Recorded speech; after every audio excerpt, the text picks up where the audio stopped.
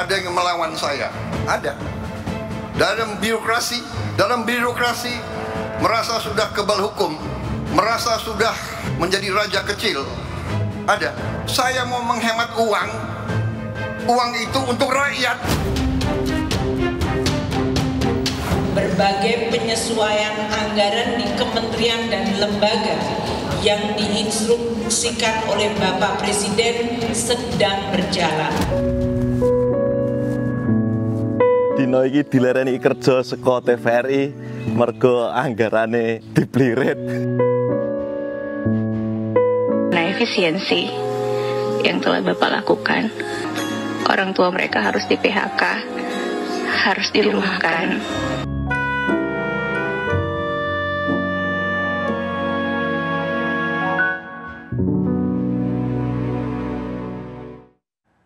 Anda kembali di The Prime Show, pemirsa. Kita akan melanjutkan perbincangan kita hari ini terkait dengan efisiensi anggaran. Kami akan menuju ke Pak Hariko Satria Wibawa, juru bicara kantor komunikasi kepresidenan. Pak Hariko, kalau misalnya kita melihat pemerintah ini kan menyebut bahwa efisiensi ini sebagai langkah strategis, tapi nyatanya realisasinya begitu. Banyak sekali pelayanan publik yang tidak bisa terlaksana dengan optimal. Lantas bagaimana nih pemerintah memastikan efisiensi ini tidak mengorbankan pelayanan publik yang krusial? Terima kasih Mbak Diandra. Belum ada pelayanan publik yang terganggu karena efisiensi. Itu baru pemberitaan. Kami ingin menyampaikan Presiden kita Bapak Prabowo Subianto ingin benar-benar uang rakyat ini dikelola dan bermanfaat untuk masyarakat.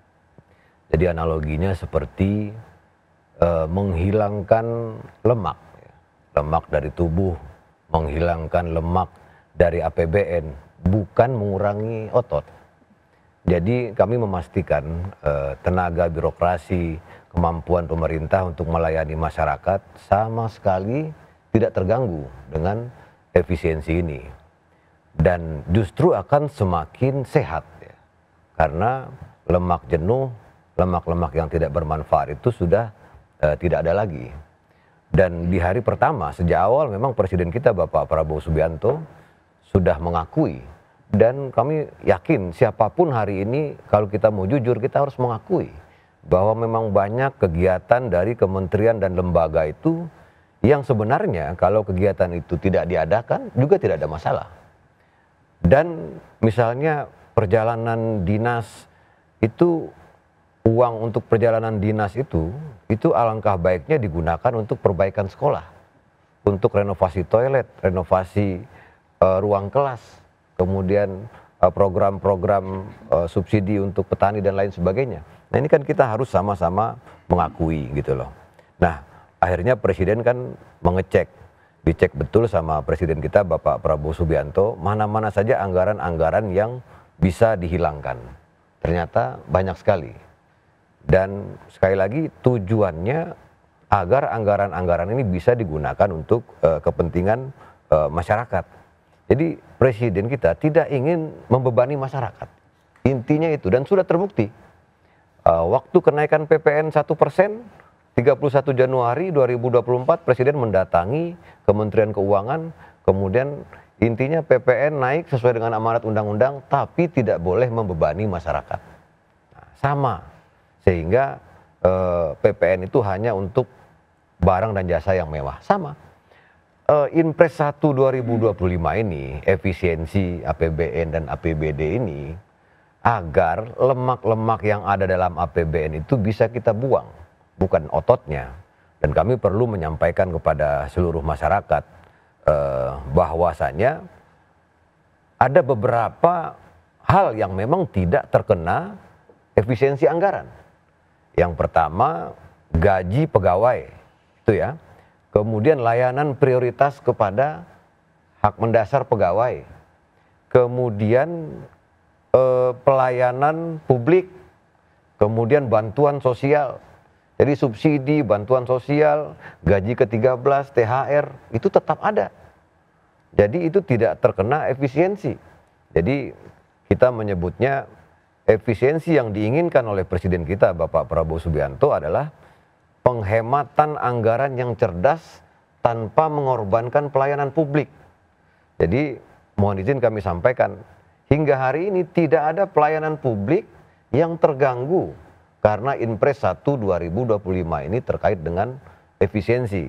Oleh karena itu, mari kita sama-sama, kami meyakini ibu bapak kita yang menjadi pimpinan di berbagai kementerian dan lembaga bisa memahami tujuannya ini benar-benar agar uang rakyat ini tidak digunakan untuk hal-hal yang tidak perlu. Ini yang paling sederhana ya, misalnya perjalanan dinas. Kalau kita kumpulkan uang perjalanan dinas itu 44 triliun satu tahun. 20 triliun kalau kita bisa hemat 20 triliun. Berapa irigasi yang bisa kita bangun untuk swasembada pangan? Kan begitu. Kemudian berapa sekolah yang bisa kita perbaiki? ATK, alat tulis kantor itu buat apa lagi? Kita banyak-banyak beli ATK. Sekarang sudah bisa digital, bisa lewat Zoom. Perjalanan dinas juga tidak perlu terus-terusan. Nah ini semangat ini kami rasa sudah ditangkap. Namun memang dalam penerapannya ini butuh, gini loh, Presiden sudah beberapa kali menyampaikan tidak perlu setia sama Pak Prabowo. Tapi tolong lihat, kita masih punya masyarakat yang miskin yang banyak pengangguran. Jadi kami berharap dan kami meyakini jangan sampai efisiensi ini dijadikan alasan untuk mengurangi gaji pegawai, untuk mengurangi pelayanan publik. Karena tujuan dari efisiensi bukan itu, justru tujuan dari efisiensi ini bagaimana uang rakyat itu bisa betul-betul dirasakan manfaatnya untuk masyarakat langsung. Gitu. Mungkin saya dari Pak Hariko, saya mau ke Pak Tommy lagi. Pak Tommy, bagaimana nih tanggapannya? Tadi kan juga disampaikan bahwa efisiensi anggaran ini tidak mengganggu pelayanan publik. Yang dirasakan dari LPSK sendiri sejauh ini bagaimana? Kami ya, Bang Hariko, izin nih mungkin dari pandangan pegawai, ini kan melihat memang ini kan Pak Prabowo mungkin mendelegasi ke para menteri, mungkin ini kan secara global nih Pak, izin Pak. Jadi kan akhirnya dikasih waktulah sampai tanggal 14 kalau tidak salah untuk dari semua kementerian lembaga termasuk LPSK untuk menyampaikan inventarisir apa terkait kebutuhannya. Nah tadi sampaikan Bang Hariko, dan itu pun saya dengar di media bahwa Pak Prabowo menyampaikan untuk rakyat. Nah kami ini LPSK, Bang izin sekaligus kami menyampaikan bahwa tugas kami ini kan lebih fokus dalam penanganan korban. Terutama kami ini memberikan bantuan medis dan juga psikososial. Psikososial baik korban terorisme, juga baik korban pelanggaran HAM berat yang sudah sesuai dengan apa namanya program penyelesaian non yudisial. Itu kan masih kita lakukan Bang. Nah, harapan kami ketika kami menyampaikan ini melalui Bang Hariko bisa disampaikan ke tim yang berumus terkait dengan efisiensi anggaran ini bisa mempertimbangkan untuk LPSK karena memang alokasi anggaran yang diberikan ke LPSK itu murni disalurkan kepada korban dan memang untuk kami mendampingi dan melindungi korban karena seperti kita tahu kalau anggaran untuk perlindungan high cost Bang, tapi kita memahami dengan kondisi anggaran ini. Terima kasih Mas Tommy. Sekarang semuanya masih dalam proses pembahasan. Intinya kan ini belum final sepenuhnya. Justru yang kita hindari hari ini adalah narasi-narasi yang mengatakan ada gelombang PHK, kemudian listrik dimatikan, tiba-tiba ada disinformasi, fitnah dan kebencian di media sosial, ada foto yang orang kerja gelap-gelapan, itu tidak ada. Itu betul-betul hoax. Jadi kalau penghematan, semua kita merasakan penghematan. Kami juga di kantor komunikasi kepresidenan merasakan penghematan. Tidak ada kendaraan dinas dan lain sebagainya. Kami juga pakai kipas angin. Kebanyakan di kantor air cooler itu. Artinya kita harus berhati-hati memang. Jadi niat presiden ini begitu baik karena ini juga keluhan, masukan dari masyarakat yang melihat kenapa sih di akhir tahun itu kalau ketemu orang kok kesannya kok Bapak datang ke daerah kami, biasalah akhir tahun kan kita menghabiskan anggaran. Kan ini kita jujur saja mengakui. Nah ini presiden tidak mau. Itu uang siapa sih? Kan begitu. Itu uang rakyat. Yang dikelola oleh pemerintahan Prabowo Gibran adalah uang rakyat. Maka satu peser uang itu, Rp1 itu harus dipertanggungjawabkan.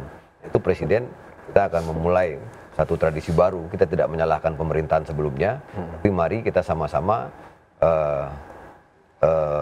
melihat ini lebih utuh bahwa ini sekali lagi untuk masyarakat. Kepentingan rakyat. Baik, terima kasih Pak Hariko. Mungkin saya saat ini akan beralih ke Pak Emrus Sihombing.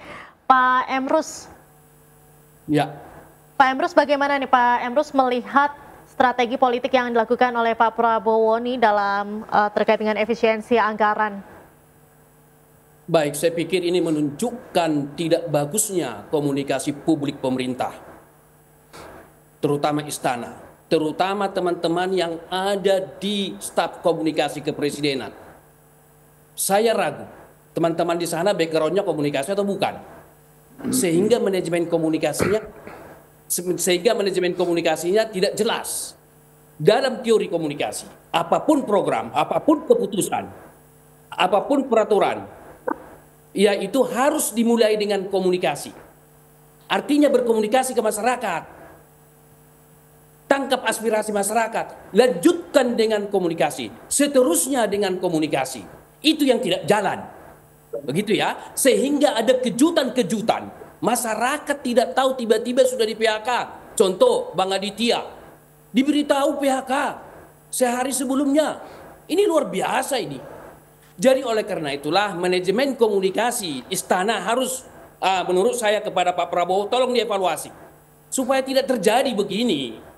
Jadi komunikasi itu suatu pekerjaan profesional, suatu pekerjaan perencanaan manajemen yang baik sehingga masyarakat well informed, sadar mengetahui. Kemudian kita lihat tadi teman kita dari istana mengatakan bahwa mengurangi lemak. Pak Prabowo mengatakan mulai busuk itu dari kepala ikan itu.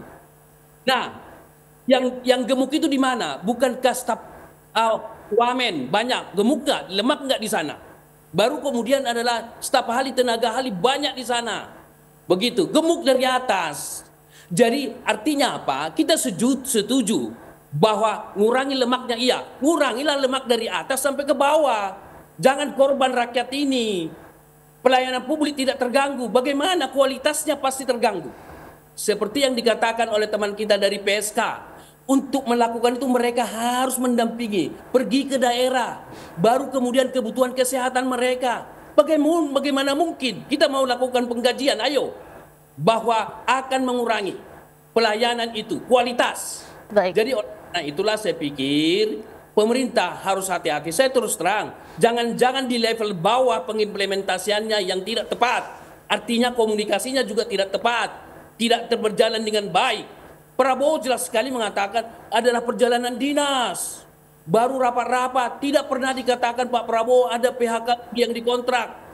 Jadi yang kontrak kerja Ibu, tidak ada Prabowo satu kata pun mengatakan di PHK. Yang kontrak kerja gitu ya. Nah, tidak boleh terjadi apa yang dialami oleh Aditya. Karena apa? Karena adalah untuk rakyat. Bukankah Pak Aditya dikontrak termasuk bagian dari rakyat itu? Begitu maknanya. Jadi oleh karena itulah saya berpendapat bahwa misalnya perjalanan dinas, oke, tapi yang LSPK tadi, perlindungan saksi tadi menjelaskan perlu. Jadi oleh karena itulah tolonglah selektif dilakukan. Ibu, saya mau katakan, apakah misalnya Ibu yang harus diefisiensikan adalah gaji para dirut BUMN itu? Baik, Pak Emrus, kita tahan sebentar, Pak Emrus. Nah, para saya direksi, saat ini mau baru kurang ke itu staf di istana negara itu, jangan banyak di situ, pemborosan itu. Baik. Jadi jangan ada gemuk juga di istana itu. Baik, Pak Emrus, kita tahan sebentar, Pak Emrus. Oke, saya silakan. saat ini akan beralih ke Pak Trubus. Pak Trubus, kalau misalnya Anda melihat dari segi kebijakan publik, bagaimana nih Pak analisa Anda mengenai dampak pemangkasan anggaran terhadap berbagai kementerian atau lembaga dan seberapa besar sih Pak efeknya terhadap pelayanan publik? Sebenarnya kalau pelayanan publik itu tak banyak terpengaruh Mbak sebenarnya. Karena apa? Karena kita sudah masuk SPBE, sistem pemerintahan berbasis elektronik. Jadi sistem digital. Hanya persoalannya ini efisiensi ini secara kebijakan publik kan ada 3 hal. Pertama, dari sisi formulasi itu kan selama ini kita menerapkan yang namanya efisiensi itu usulan-usulan program itu dari bawah, istilahnya bottom up. Jadi diusulkan. Karena itu seringkali namanya itu redundant, sama mirip misalnya sebenarnya isinya sama. Jadi misalnya ada peningkatan, ada pemberdayaan, ada pembinaan, isinya sama lah. Disitulah yang kemudian ada potensi menurut kalau bahasa Pak Prabowo jadi ada yang nyolong-nyolong di situ karena dimaafkan. Kalau kita ada Spanyol separuh nyolong itu ada di situ. Gitu loh Mbak. Nah kemudian ada yang kategori top down. Nah, top down ini yang sedang dibuat karena Pak Presiden ada namanya Astacita. Astacita ini harus digrundingkan, harus diterjemahkan dalam bentuk program-program. Ini yang kemudian persoalan formulasi yang awalnya dari bottom up ke top down inilah kemudian terjadi apa namanya istilah benturan komunikasi kalau bahasa kita. Karena itu tadi kritik dari Pak Emrus itu juga ada benarnya juga sedikit bahwa ada komunikasi yang perlu disampaikan sehingga tidak terjadi karena Pak Presiden nggak mengatakan ada dampak misalnya apa PHK, ada dampak yang seperti di TVRI itu sampai harus ini. Ini kan semuanya harusnya pimpinan, itu harus orang yang inovatif, orang kreatif. Ada yang langkah misalnya perlu melakukan yang namanya PPP, Public Private Partnership. Ada kerjasama dengan pihak swasta. Untuk misalnya jangan kemudian tiba-tiba efisiensi anggarannya makin kecil loh. Kalau pemimpin hanya menghabiskan anggaran yang ada, ya semua orang bisa. Tapi kalau bagaimana anggaran yang ada itu kemudian dicarikan cuan-cuan sumber-sumber yang lain, disitulah kemudian seorang pemimpin bisa mengembangkan. Dalam arti apa di situ? Dalam arti seperti yang terjadi di TVRI itu tidak ada lagi yang namanya istilah pemberhentian, pemecatan, PHK dan sebagainya itu tidak ada, itu harusnya dilindungi. The Prime Show masih akan kembali usai jeda, tetaplah bersama kami pemirsa.